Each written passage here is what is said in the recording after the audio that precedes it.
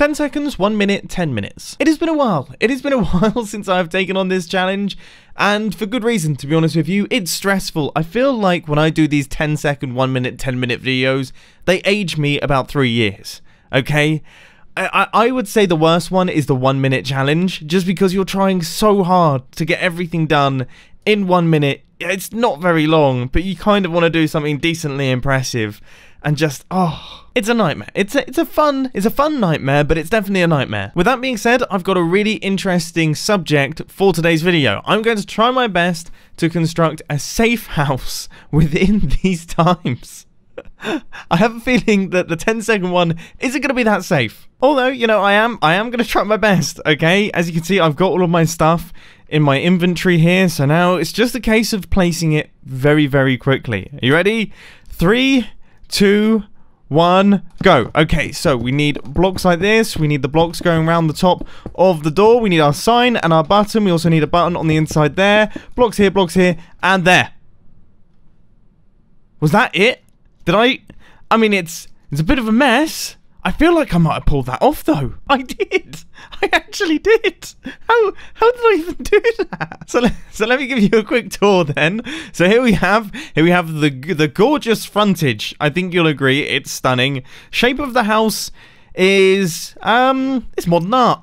I would describe it as being modern art. It's not, you know, it's not conventional. It's quirky. All right, and if we pop inside here, you can see that there's not much walking space, and the carpet isn't the best, but it does have defense. So you open the door, you swing your sword out the door. It works. Look, we've got a warning sign above the door too, just making people aware that you mean business.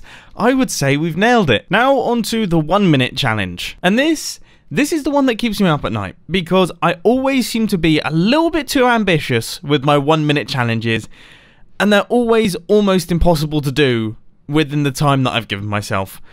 Okay, and today is no different, because the idea that I've come up with is so ridiculously ambitious. Alright?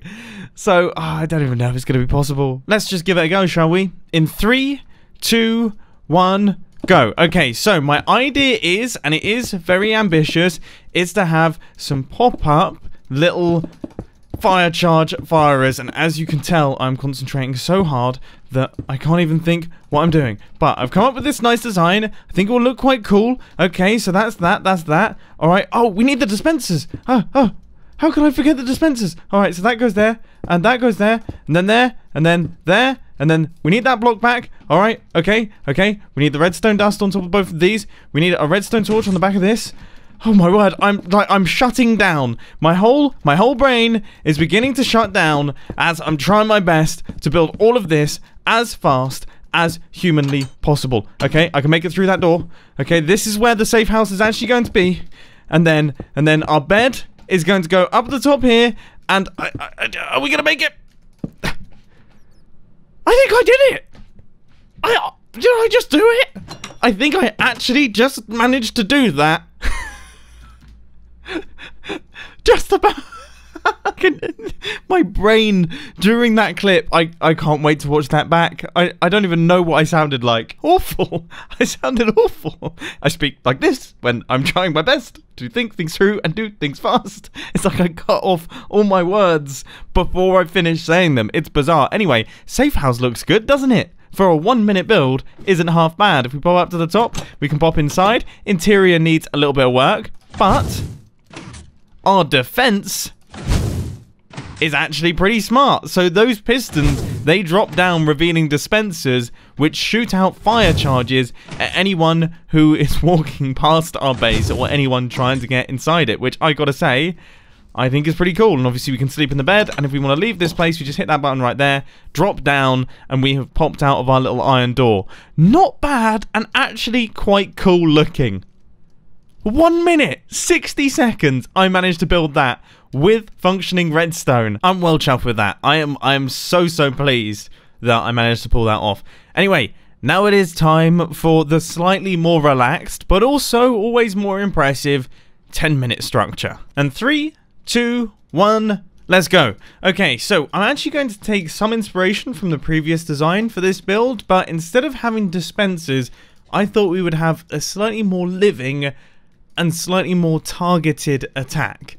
I'm thinking we put zombies inside this thing. Renamed, sorted up, and also potioned up zombies. And I have totally just built that double piston extender in the wrong place. Not a good start. Right, this is a little bit more like it. So all of our zombies are going to be chilling out in this area right here. If we hit the button, then all of that concrete powder will pop upwards. Looking good. That's how it's going to be as default. And then when we want it to attack someone, that's when we release them using a button that's obviously not going to be down there. Yeah, I've got to rewire that. But before we do, I want to build the thing that's going to be sending us up into the house. And by sending us, I mean launching us. We're going to be fired up into our safe house, making use of this little slime block launcher here. So if we have a stone button, that is perfectly good enough. I wonder if we should do something extra with that, because we don't want anyone who we don't want using it to be able to use it. And this seems like a pretty smart way to go. So if I just finish that up, then if we place a redstone torch here, oh, that almost works. Well, oh, this is perfect. Look, so if we place in a redstone, look at this. That is fantastic. So we stand here, place the redstone torch, get launched upwards, redstone torch gets broken by the slime block launcher itself.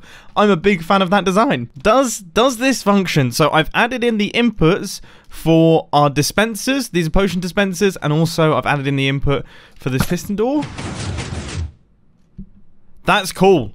So that potion of lingering is going to affect our zombies. They're going to come shooting out with strength and swiftness, which will be interesting. And when we flick the lever again, everything closes up. I couldn't be happier. Now, going around the edges, we need to have some form of border wall system to A, keep all the zombies in place when our player ends up in here, but also, more importantly, we want to funnel the players through.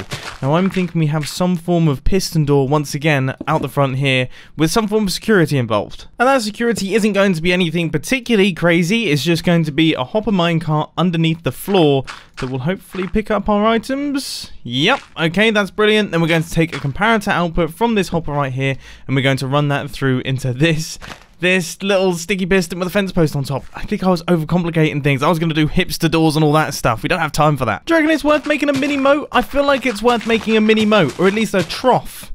I'm going to call this a trough. How many blocks is that? 5? Okay, that's perfect. Let's place the water in. We are already running low on time. I haven't started work on the house yet, and for some reason, I really want to make this trough look good underwater. Like, this is time being wasted to the maximum. Oh well, I'm happy I did it. It now looks quite cool. So if we fill this in with water up to this level here, that means that any player who jumped in then isn't going to be able to make it over the top of the grass. But if we get ourselves some soul sand, please tell me this works how I imagined it. If we get some soul sand, please. Soul sand is not as powerful as it's not as powerful as I thought. This is, oh no, that's a real spanner in the works. I was going to have it toggle so it was only up when the door was open, and then it would close up so players would get stuck in there, but that's thankfully, I have come up with a smart solution, though. If we just place this redstone across like this piston is extended.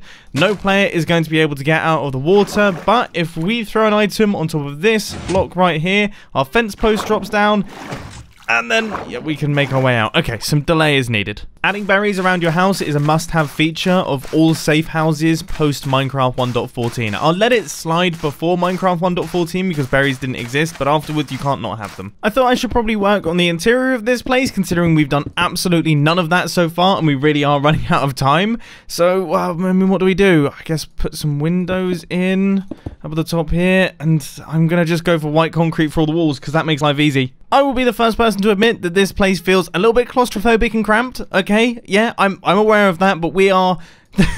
I don't have time to extend it. Come on, let's get some light in here.